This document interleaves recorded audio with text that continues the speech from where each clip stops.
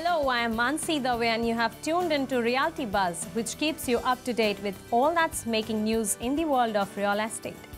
Here's some good news for investors in Noida who have been waiting for possession of their flats. Housing projects in their vicinity of the non-construction zone of Okhla Bird Century might soon be out of the restricted zone. Here's more on that. The centre has finalized the no-construction zone around the Okhla Bird Sanctuary at a radius of 100 meters on the Noida side and will issue the final notification in the next few days. This means housing projects in the vicinity would be out of the restricted zone.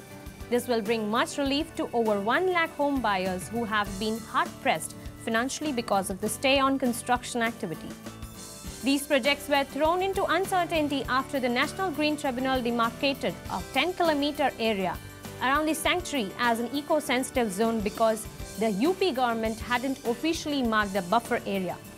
As a result, no new building in the area could get a completion certificate. 1 lakh flats have already been built, 30,000 of them ready and waiting to be handed over. While the builders will finally be able to procure completion certificates, buyers will be able to register their properties and above all, the state government will be able to procure close to Rs 2,000 crore worth of stamp duty. The next news says for those looking to invest in properties via an agent, be rest assured, the sale pitches by real estate firms and property brokers will become more realistic as they learn from a slowdown and a consequent softening of returns. Here's why. Most buyers today understand that real estate as an asset class is a long-term play and short-term flipping can be a risky strategy, says Ashish Jairaj, Vice President Sales, MRMGF, a Delhi NCR-based builder. So pitches that indicated high returns of 20 to 25% in 8 to 9 months around 2008-9 are more moderate, talking about a 50% return in 3-4 years from now. Unlike the boom time when people treated real estate as a trading commodity and invested money blindly, investors these days can check a developer's track record, construction speed, land use, among other aspects before finalizing an investment. The period of 2008-2009 witnessed a sharp drop in the real estate pricing due to global economic concerns, which was followed by a sharp recovery in prices. In this volatile period, those who decided to purchase real estate assets made handsome gains. But slow economic growth and high home loan rates hampered growth in the real estate sector since 2010.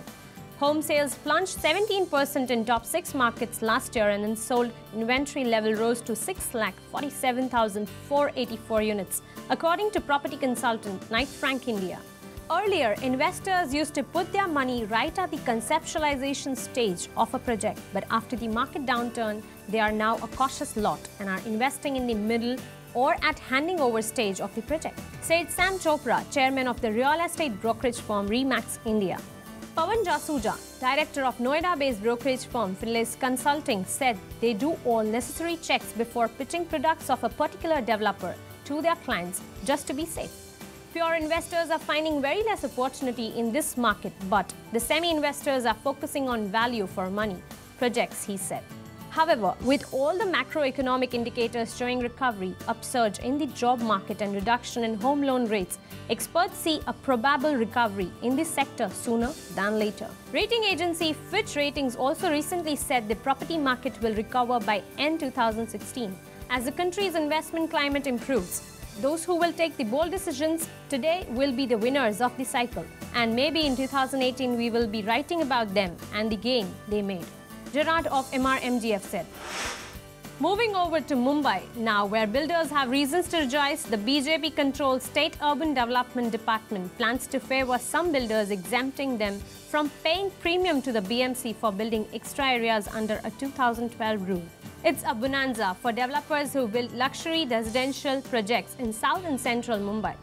They built areas like flower beds, lobbies and terraces far in excess of what was permitted and now do not want to pay the premium because they say their projects received part approvals prior to the January 2012 rule. However, when they have sought further permissions after this date, the rule mandated they pay this premium. It was this stipulation that annoyed several city builders whose ultra-luxury projects were already halfway through. The Chief Minister-controlled Urban Development Department has now come to their rescue. The BMC is expected to lose substantial revenue as it could open up the floodgates and allow many builders to take advantage of this modified rule. It has also been pointed out that builders might also misuse these spaces by selling them as part of the apartment to the purchaser. The 2012 rules for compensatory FSI introduced by Kumar and approved by the then Congress NCP government allowed developers to build 35% extra space if they paid a hefty premium to the BMC. However, in September 2014, the Urban Development Department proposed a modification to exempt builders who had received part construction sanction prior to January 6, 2012. So this is all for now from Realty Buzz. More news and buzz coming your way very soon. Keep watching Spin TV. Goodbye. Take care.